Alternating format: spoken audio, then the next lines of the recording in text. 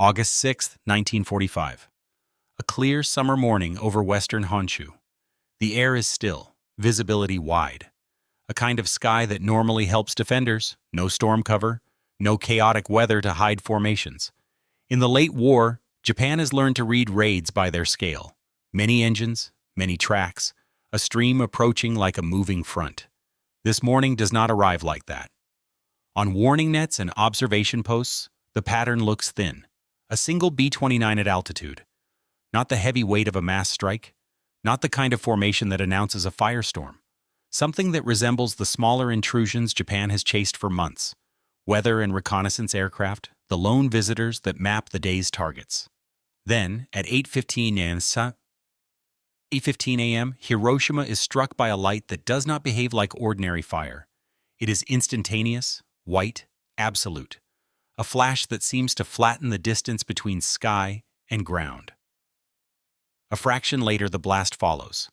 Pressure that turns windows into knives, shoves walls inward, and collapses wooden frames as if they were paper models.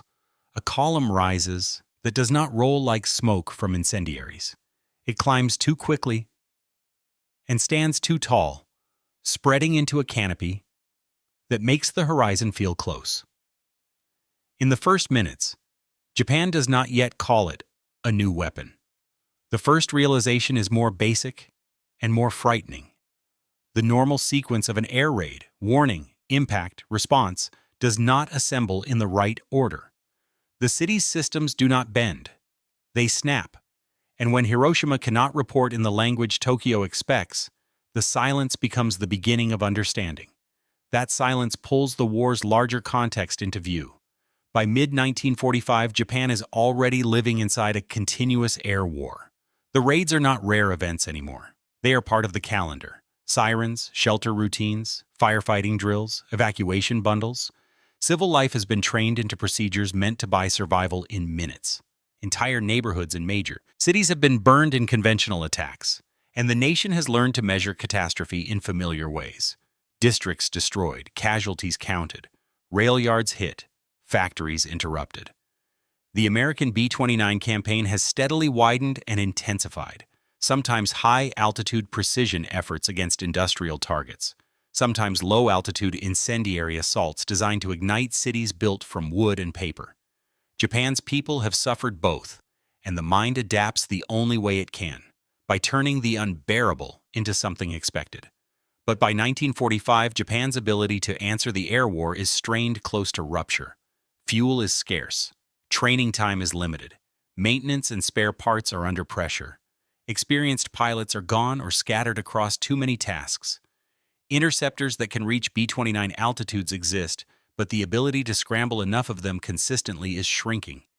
Even the strongest flak belts cannot guarantee protection. Anti-aircraft fire consumes ammunition that is harder to replace in a country whose shipping routes have been strangled. The blockade is not an abstract strategic concept anymore. It is daily scarcity made visible. Less fuel, less food, fewer materials moving where they must. American submarine warfare and aerial mining have turned the sea into a killing ground for transport. Every scramble, every convoy, every repair now carries the weight of a supply system that cannot replenish losses at the pace demanded. And yet, inside all that strain, there remains one psychological anchor: pattern. A raid still usually means many aircraft. Many aircraft means warning time. Warning time means procedures. Even when procedures fail, the failure is familiar. Fire spreads, water mains break, hospitals overflow, communications degrade. But the city still exists as a place with streets, landmarks, and a center you can move toward or away from. That is the frame Japan carries into August, the belief that however terrible the raids become, they still obey a comprehensible grammar. Scale arrives gradually, and the state has minutes, sometimes hours to respond. Hiroshima will break that grammar. And to understand why, the political context matters as much as the military one. In Tokyo, the war is no longer argued as win or lose. It is argued as how to end and what can be preserved. Japan's decision-making structure is divided: civil authority, military authority, and institutions shaped by years of total war. Some leaders recognize that the strategic situation is collapsing beyond recovery. Others still believe Japan can force better terms by making the cost of invasion unbearable, preserving core conditions even in defeat. In late July 1945, the Allies issued the Potsdam Declaration, calling for Japan's surrender and warning of devastating consequences if it refuses. Japan's response is shaped by internal deadlock and by a remaining diplomatic hope. The Soviet Union, still neutral in the Pacific War, might serve as a mediator. That hope becomes a reason to delay, a reason to avoid committing fully to either surrender or a final fight. Delay in the late war has become a tool, not a confident tool, but a familiar one. The leadership tries to stretch time, believing that endurance can still convert into leverage. That belief depends on one assumption, that war still moves by steps, that cities die in raids, not in instants, that even in catastrophe, the government retains enough function to rescue, to relocate, to organize, to argue. On the morning of August 6th, the early warning picture looks unlike a mass strike. A single aircraft suggests reconnaissance, the kind that often precedes major raids elsewhere. In a country exhausted by alarms, a lone track can feel like a false start. People return to work because routine is how you survive constant threat. Then the flash arrives, and the government's remaining tool, time, begins to evaporate. What follows is understood differently depending on where you stand and what you are responsible for. In Hiroshima, the weapon announces itself first as sensory overload. A flash, then heat, then blast. Survivors who can stand find their city rearranged into rubble and flame. Wooden streets that once held shops and homes are now broken frames and burning piles. Clothing is torn away by force or burned into rags by sudden heat. Glass becomes a weapon. Roof tiles fall like shrapnel. People crawl from collapsed houses bleeding, burned, blinded. Rescue becomes chaos almost immediately. Fire spreads across wide areas because the city's basic infrastructure is shattered. Water mains rupture. Firefighting units cannot move through blocked streets. Hospitals and clinics are destroyed or damaged, and medical staff are themselves casualties. The injured arrive in numbers no facility can absorb. Then a stranger layer emerges. People who seemed unhurt begin to fail. Weakness, fever, bleeding, hair loss. Symptoms that do not behave like ordinary burns or trauma. Survivors do not understand radiation, but they understand something is wrong in a way the body cannot fight. The disaster does not end when the flames subside. It continues inside the living. By midday, streams of people move away from the center, faces dark with soot, eyes swollen, skin burned, steps automatic. Many carry nothing but a child or a bundle because the idea of possessions has been erased. The human realization is not only that Hiroshima has been destroyed, it is that the scale and speed of injury have overwhelmed the state's ability to respond. For Tokyo and regional commands, the first alarming sign is not a casualty number. It is the collapse of communication. Hiroshima should report. It is a significant city with administrative and military functions. Even in a heavy conventional raid, fragments of information usually arrive. Partial signals, police reports, rail updates, requests for arrests, help. This time, the city goes dark in a way that does not fit the usual pattern. That absence becomes data. It suggests not merely disruption, but severing. Reconnaissance aircraft are sent. Officials attempt to reach the area by road and rail. Reports come back describing a vast flattened zone and fires that radiate from a single center. The destruction does not resemble a bombing path. It resembles a single, concentrated event that removed the city's core capacity to function. For command systems, this is strategic shock. A modern state survives raids by keeping its organs, communications, transport, medical networks, operational enough to recover. Hiroshima suggests a weapon that destroys the organs first. And if a city can be rendered silent by a single aircraft, then the old grammar of defense, warning, intercept, endurance, no longer feels reliable. As the silence is explained, technical recognition follows. As evidence accumulates, Japan's scientists and engineers begin assembling the event into components: flash, heat, blast, fire, then delayed illness. The combination resists conventional explanation. A single bomb, delivered by one aircraft, produces destruction at a scale normally associated with mass raids. Injuries appear that cannot be explained by shrapnel and flame alone. Naming becomes politically explosive. If the leadership accepts that this is a radically new weapon, the strategic horizon changes instantly. If they keep it ambiguous, an ammunition depot, an extreme incendiary effect, they can preserve the illusion that endurance still buys leverage. But the pattern pushes toward the truth. The devastation is too wide, too centered, too instantaneous. The medical after-effects are too strange. Hiroshima is not merely burned, it is disabled. The technical realization is brutal. The enemy has converted advanced physics into a weapon, and has done it in a way that compresses mass destruction into a single delivery. Japan's remaining late-war strategy depends on shaping defeat, prolong the war, inflict costs, force negotiation, preserve the imperial institution. The concept of a decisive homeland battle, an invasion met with catastrophic casualties, relies on the idea that war unfolds in sequences that can be contested. The atomic bomb attacks the sequence itself. If a city can be eliminated as a functioning node in minutes, then the logic of holdout becomes self-destructive. Civilian endurance cannot be reliably converted into bargaining power if the opponent can erase cities faster than the government can reorganize. Air defense, already strained against conventional raids, cannot guarantee stopping single high-altitude bombers. Probability intercept enough aircraft to reduce damage fails as a comfort when one aircraft can deliver decisive catastrophe. This is the strategic realization. The war's continuation is no longer simply a question of courage or sacrifice. It is a question of whether the nation can remain governable if more single detonations follow. And that realization is about to be forced into decision by a second convergence, another bomb, and another enemy entering the war. The turning point arrives on August 9, 1945. After Hiroshima, Tokyo does not receive clarity immediately. It receives fragments and gaps.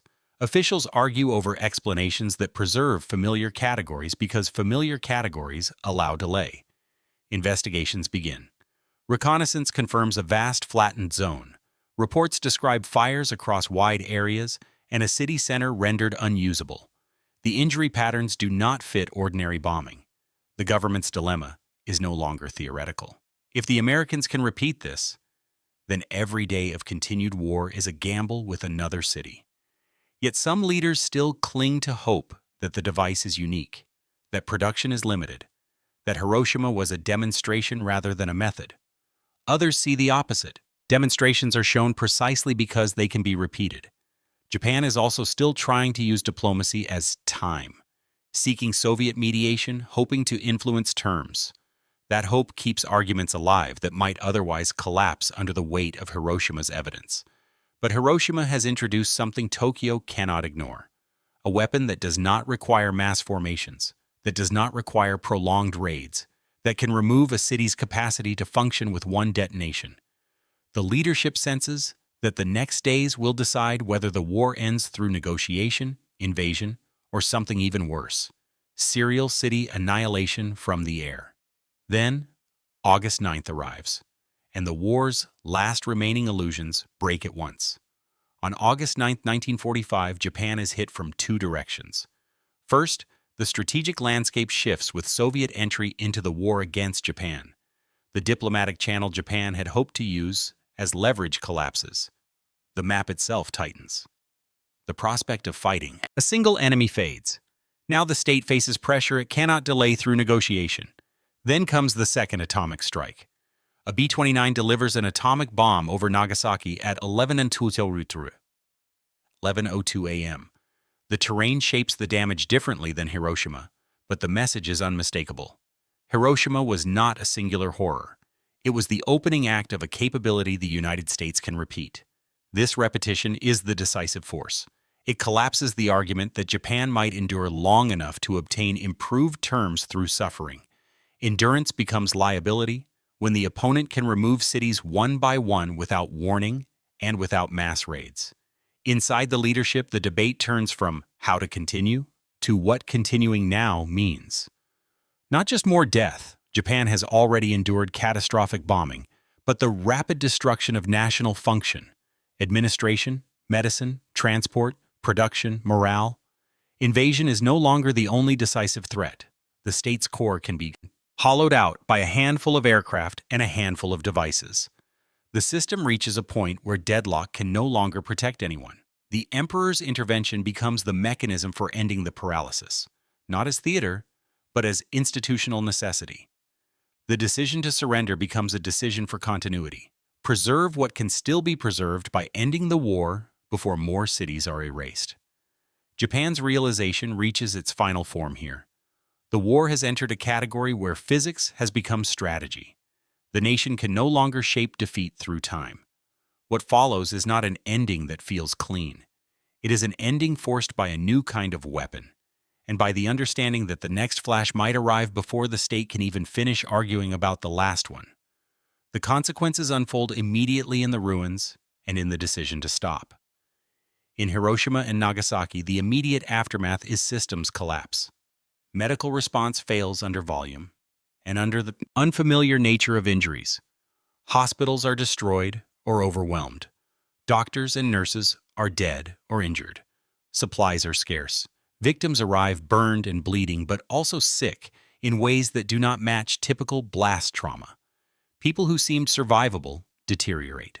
The disaster continues in days and weeks through radiation sickness and complications that spread fear beyond what flames alone create. Transport is strained by refugees and debris. Local administration is fractured. Relief is slowed by the simple loss of intact infrastructure. In many conventional raids, rescue can be staged because damage is spread along a path and the city retains partial structure. Here, the center is removed as a functioning core. Rescue becomes less a coordinated operation and more a struggle of individuals and small groups attempting to keep others alive. Beyond the strike zones, the psychological impact changes public perception of safety. Conventional raids, however terrifying, can be heard and anticipated. The atomic bombs introduce the fear of suddenness. A single aircraft, a single flash, and a city silenced. Sirens and shelters feel smaller. Distance feels less protective. Preparedness feels less meaningful. For military planners, the logic of defense warps. You can concentrate fighters and guns, but where? You cannot fully protect every city when fuel, aircraft, and ammunition are already failing. The margin for error shrinks toward zero. When one aircraft can deliver decisive catastrophe. Japan's people had endured suffering as a national posture. Now suffering no longer promises leverage. It promises rapid dissolution. And that realization accelerates the political outcome. Because the second half of the aftermath is not only ruin, it is surrender. In Tokyo, the aftermath becomes decision through necessity. Hiroshima and Nagasaki have shown that the United States can impose catastrophic damage without invasion and without prolonged air battle over a target. The Soviet entry has eliminated Japan's last diplomatic hedge. Together, these events strip delay of its strategic value. The surrender that follows is not simply an admission of defeat in the conventional sense. It is an admission that continued war threatens the nation's survival as an organized society. Japan's leadership chooses to end the war to preserve continuity, state function, social order, the possibility of rebuilding before more cities are erased. For civilians, the end of raids brings relief, but it is layered with the slow horror of understanding what has happened. Casualty counts rise as the injured succumb. Families search for names that no longer exist in records. The cities become landscapes where familiar life has been overwritten. Beyond Japan, the aftermath becomes global. Once the weapon is used, it cannot be unused. Every government that matters understands what has been demonstrated. Mass destruction compressed into a single device, delivered by one aircraft. A new era begins not because leaders declare it, but because the world now knows what is possible. Japan's realization is therefore not only national, it becomes historical. Modern war has crossed a boundary, and the boundary will shape strategy, fear, and politics long after the fighting stops. The war ends in August 1945. But the shadow that begins does not feel like peace. It leads directly into what this meant, humanly, historically, and morally. What Japan realized in August 1945 was that the war had changed category. Japan had already been battered by the familiar instruments of industrial conflict, blockade, attrition, and conventional bombing that could level cities over hours. Endurance had become a national resource, a way to buy time and search for terms. Hiroshima and Nagasaki revealed that time itself could be collapsed. A nation could lose not only people and buildings, but the ability of a city to function at all, in minutes. The atomic bomb did not merely raise the scale of destruction. It altered the relationship between warning and consequence. It made the machinery of defense, sirens, shelters, intercept doctrine, feel suddenly inadequate against a threat that could arrive with minimal visible buildup. It also changed the logic of bargaining. Suffering could no longer reliably produce leverage when the opponent could erase cities faster than the defender could recover. The surrender that followed was therefore not only political. It was a recognition of limits, of what a state can preserve, and what it risks losing entirely by continuing. Japan ended the war to prevent the nation from being hollowed out city by city, and the world learned alongside Japan. Once such a weapon exists in war, strategy is haunted by it. Power is measured differently. Fear is organized differently. The idea of victory is forced to share space with the idea of irreversible catastrophe. History often records August 1945 in declarations and dates, but the boundary was crossed in ordinary minutes. A clear morning, a workday beginning, a single aircraft at altitude, and a flash that changed what humanity knew it could do to itself.